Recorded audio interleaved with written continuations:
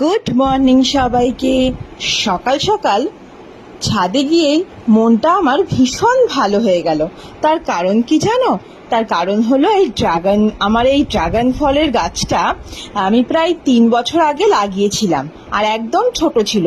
তো গাছটা সেভাবে আমার যত্ন নেওয়া হতো না, মানে ওই যেমন জল দেয়া হতো সেরকমই দিতাম, এক্সট্রা যে কিছু সার টার সেগুলো আমার আর দেয়া হতো না।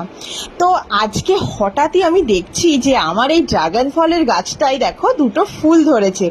তো দেখে এত ভালো লাগলো, সেই জন্য আর কি আমি একটু ভিডিও তুলে নিলাম।